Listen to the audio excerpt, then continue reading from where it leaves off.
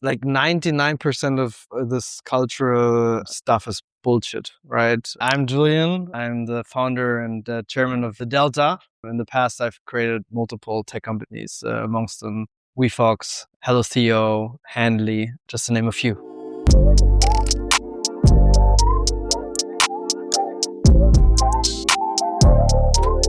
I guess the total number of people that my companies hired that I was leading is around 6,000-7,000. Personally, me hired, I would say probably 300-400.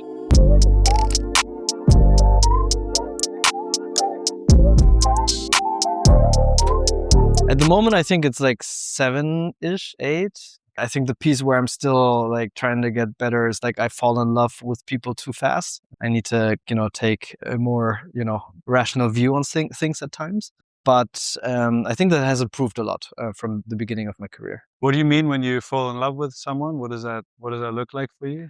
Just means I'm inspired by that person, and when you fall in love, you don't see clearly at times, right? Okay. And I'm just like a fanboy of that person, and I just gotta, take some steps back sometimes. And yeah. And you mentioned to kind of think more rationally sometimes in those moments. So are you someone who makes decisions more with the mind or with the gut when you're hiring people? Definitely gut.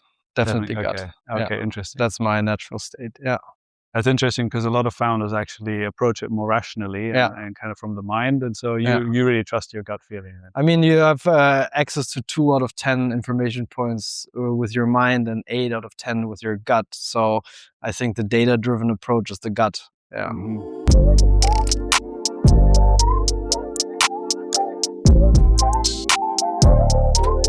I think in the end, it's me getting to know myself better.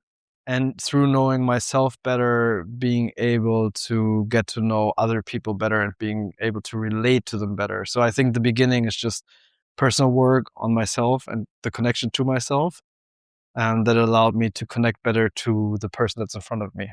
Can you unpack that a little bit? What do you mean with getting to know yourself better? Basically, like, what are my triggers? What are the things that I like or don't like, and what are the reasons for it? Also, what kind of gets me off rail, right? Like when you're triggered, you don't see clearly as well, right? And I think by getting to know these patterns, you can see much more clearly who that other person really is, and also build relationship to that person and get to know that person 360 degree, right? And not with the tinted glasses.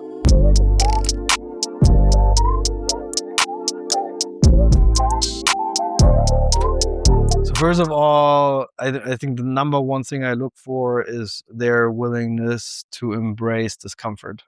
Are they willing to, when they get into a situation where discomfort is arising, are they like curious scientists that try to investigate and unpack? Or are they shying away, trying to get their mind to create a narrative on why this is irrelevant?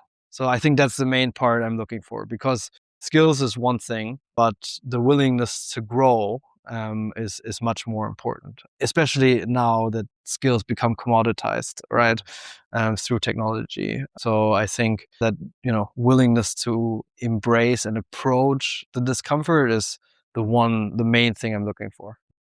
How do you find that in an interview? It's by just open questions. And it's just actually just one question, like, tell me your life story. I mean, you can send them pointers. Like sometimes they say, I typically start at birth, or I typically start with the history of my parents, right?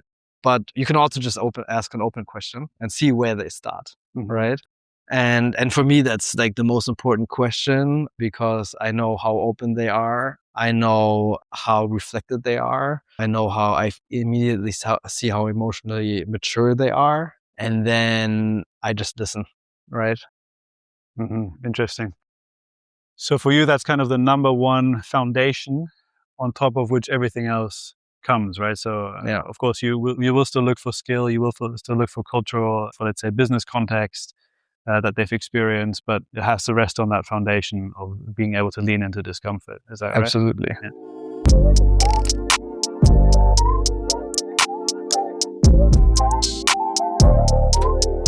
Yeah, I mean, it's the very active mind that is used to spin out self-protecting narratives.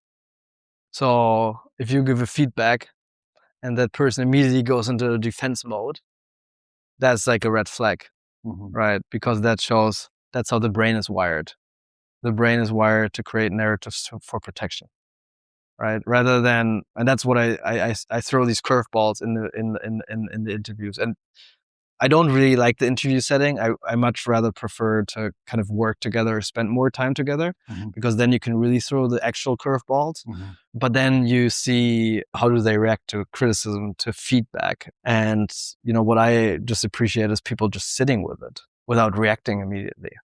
So you would ask about the life story, and throughout that process or journey, you would also throw some curveballs out there and see how they react to it. Right.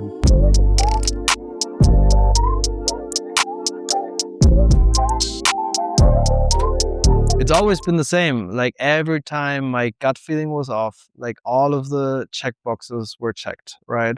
But my gut feeling was somehow off. It ended up becoming a complete disaster.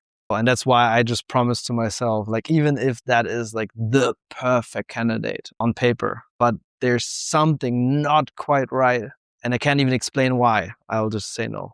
You mentioned earlier that kind of to go from 7 to 10 out of 10, you maybe would have to activate more the rational mind and not kind of listen to your gut feeling. And now you're kind of saying, you really need to trust your gut. So how do you kind of balance the two, I guess? I don't make decisions immediately, right? And just know your patterns. Like I am typically someone that is very inspired and curious about other people.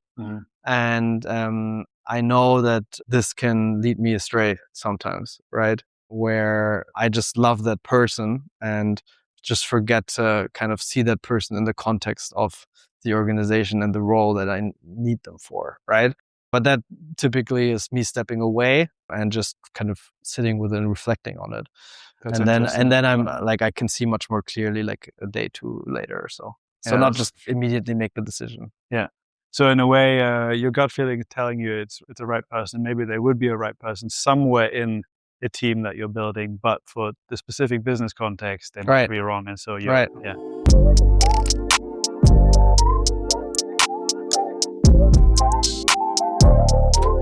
I think like it obviously increases the importance of what I said before, like the importance of human skills, right? So the ability to connect to others.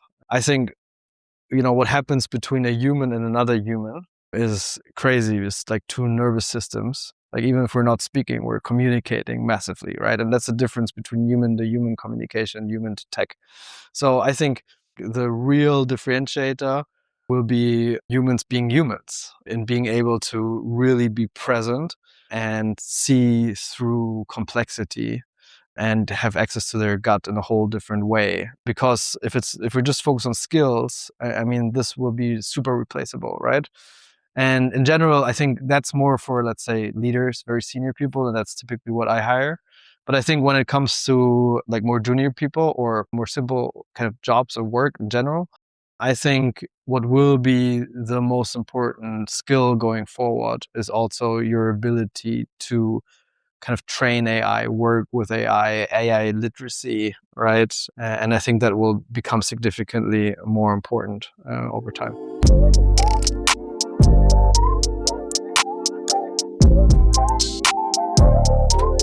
I mean, like 99% of this cultural stuff is bullshit, right? Having these values defined, having these principles defined, that's typically just like a marketing exercise. And I think it's really important that the leader kind of can boil it down to what it really means, right?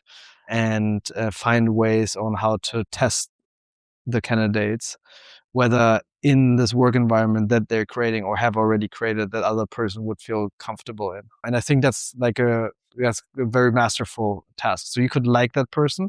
You could actually be amazed by the skill set of that person and the experience, right? And there still could be like a super crazy culture misfit, right? And every company is very different. So I think it does need the awareness of the leader, not how you want the culture to be, but how it actually is. And then take that as basically a benchmark to judge the culture fit.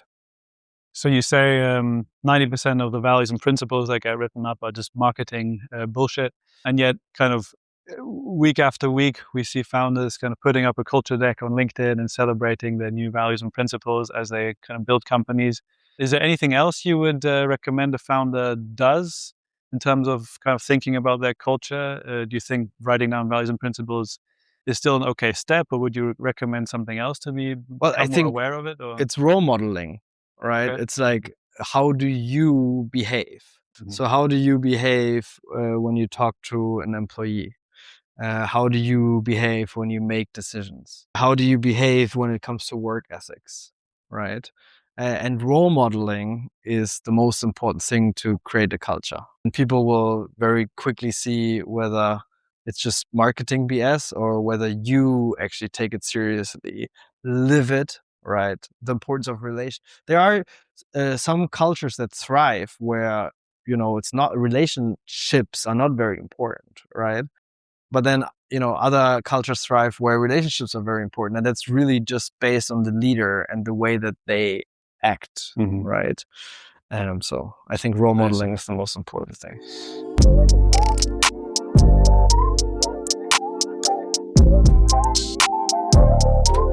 Well, I think it's the same as fundraising, really, right? So some of the best investors say how do you identify the right founders? And then they say something like, it's a spark in the eye, the energy of that person, right? And what do they mean? What they mean is, does that person, have ambitious goals? Does that person truly believe in these goals and doesn't have doubt?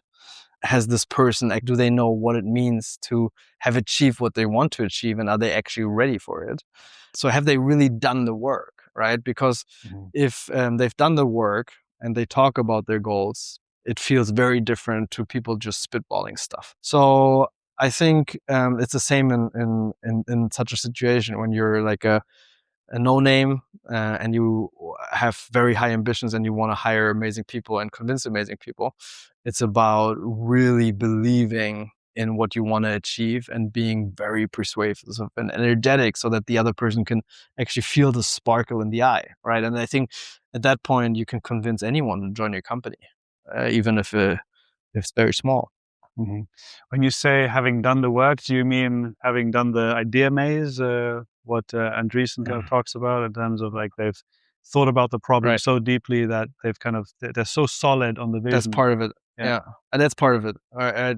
So one is set the goal. The next one is basically eliminate the doubt. Right. So do I really believe in my own abilities to be able to achieve that?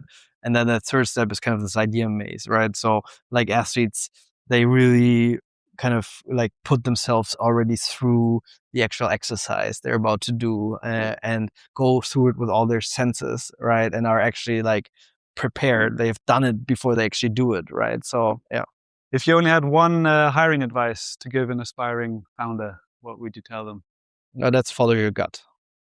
Yeah. Super. Okay, that was it. Cool. Thanks, man. I hope there's something in there. Yeah. That was nice.